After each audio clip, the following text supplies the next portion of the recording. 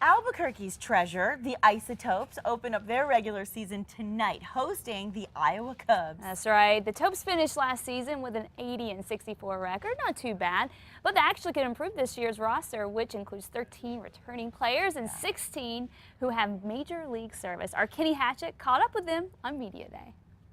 I think we're going to have an exciting team. I know last year we made it to the playoffs. We lost in the first round. But if you look on paper and kind of like the Dodgers in LA, we got a really good club. We got a upgraded pitching staff. I mean, we have a lot of guys on the 40-man roster here, which are one of your better prospects. And then if you look at our infield and our outfield, these guys are going to catch it too. So we're going to play scrappy baseball and fun baseball. It's pretty cool. It's a great stadium, great atmosphere, great fans. It's just an awesome time to be here playing baseball. I think a lot of victories. We've got a real strong roster. A lot of guys that could be on the big league team, could be on big league teams anywhere in the league. So I think it's a good chemistry here, and I think we're going to win a lot of games.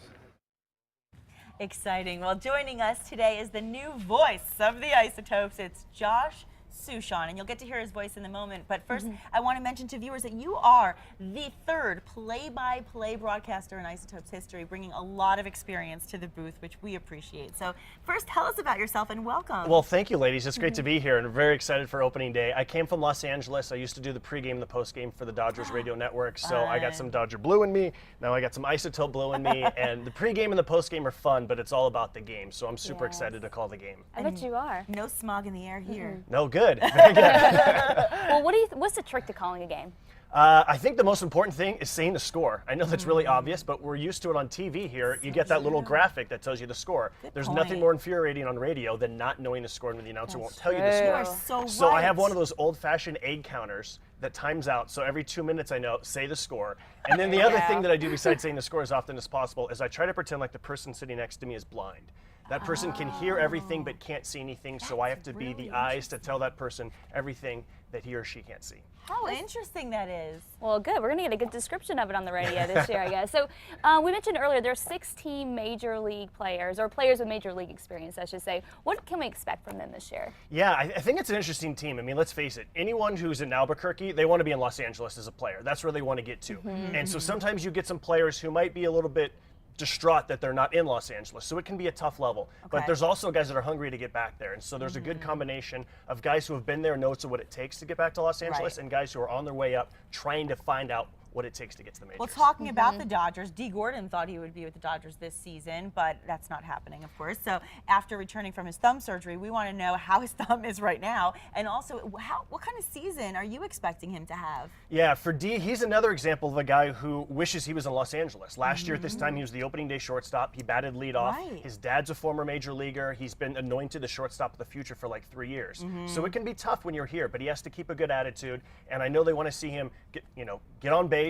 He's super fast, steal a lot of bases, and then also we know that he can make the spectacular play at shortstop, but be consistent, make the routine play. I think we're going to see D back in the major leagues. We don't want to see him in the major leagues too soon because we want to watch him here. But for his sake, we know that we want to get him back to LA. Absolutely. Definitely, good point. Well, last year we saw a lot of power at the plate. Do you think we'll see that again this year?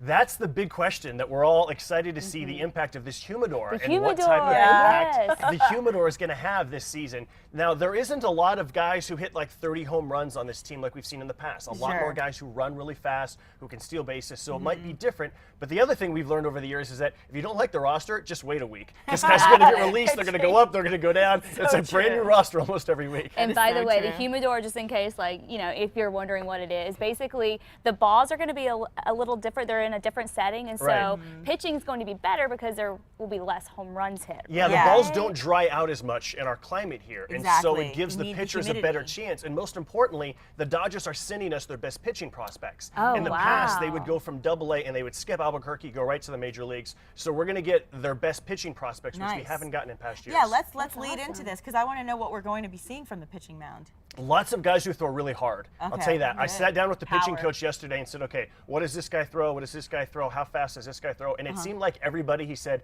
yeah, he throws 92, 95, 96. Lots of guys with power arms, good stuff. So if you like fastballs, no, they throw other pitches too, but power arms, and that's what gets pitching coaches excited. I love that. Well, you'll be broadcasting tonight at 6:35, so what station can we hear you on? 610, the Sports Animal.